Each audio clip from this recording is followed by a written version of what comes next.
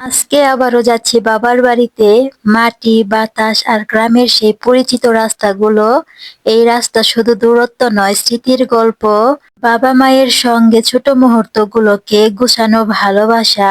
তুমি যদি ভাবো এটা শুধু রাস্তায় যাওয়া, তাহলে দেখো না, কারণ আজকের যাত্রায় দেখা যাবে এমন কিছু যা হারিয়ে যায় না। আসসালামু আলাইকুম সবাইকে, কেমন আছো সবাই? আমরা তো মেয়ে মানুষ, সবকিছু গুছাতে গাছাতে রেডি হতে সবকিছুই অনেক বেশি দেরি করে ফেলি। এই তো দেখুন, আজকে আমাদের বাবার বাড়িতে যাওয়ার কথা। আমার মা বাবা কত দূর থেকে চলে আসতে আমাদের নেওয়ার জন্য, কিন্তু আমার তো রেডি হওয়াই হয় নাই। আর আজকে কিন্তু আমার সাথে আমার হাজবেন্ড যাবে না, কেননা আজকে আমরা আমাদের বাবা মার সাথে যাব।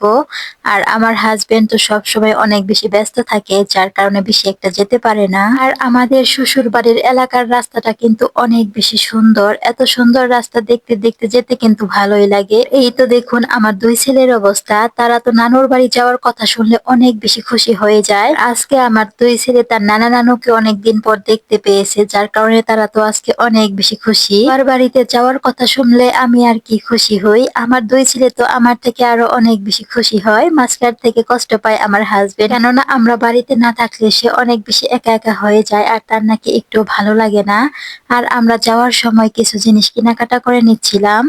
এই তো দেখুন, এইখান থেকে কিছু পিঠা বানানোর জিনিস নিয়ে নিব, কেননা এখন তো শীতকাল, এখন তো শীতের মধ্যে অনেক অনেক পিঠা খেতেই হবে। আর সারা বছর যদি পিঠা নাও খাওয়া হয়, কিন্তু শীতকাল এলে কিন্তু সবাই পিঠা খায়, কেননা শীতকালে পিঠা খেতে অনেক বেশি মজা লাগে। এখন তো আমরা যাচ্ছি, আর আমরা যাওয়ার পর তো মা আমাদের জন্য প্রায় প্রতিদিনই পিঠা বানাবে। আমার আব্বু তো এখান থেকে পিঠা বানানোর জিনিস নিচ্ছিল, আর বারবার আমার মাকে দেখাচ্ছিল যে সবকিছু ঠিক আছে কিনা। এরপর আমিও নিচে নেমে দেখে নিচ্ছিলাম যে সবকিছু ঠিক আছে কিনা। তো এখন আমরা পিঠা বানানোর জিনিসটাকে ভালো করে দেখে নিলাম, যাতে করে কোনো কিছু যদি সমস্যা হয় এইখান থেকে আবার পাল্টিয়ে নিয়ে যেতে পারি, বাড়িতে যাওয়ার পর যেন কোনো সমস্যা না হয়। আর এইদিকে দেখুন, আমার আব্বু তো রিক্সায় ওঠার পর এত বাতাসের মধ্যে একদম ঘুমিয়ে পড়ে সে তো একদম রিক্সা থেকে পড়ে যেতে চায়।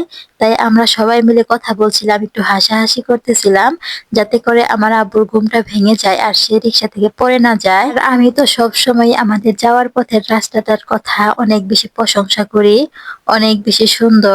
দুই পাশে একদম ক্ষেত, পানির দিনে একদম সমুদ্রের মতো লাগে, আর মাঝখান দিয়ে এমন সুন্দর রাস্তা। এইখান দিয়ে যেতে তো আমাদের অনেক বেশি ভালোই লাগে। এই তো কথা বলতে বলতে তো আমরা বাড়ির কাছে চলেই আসলাম।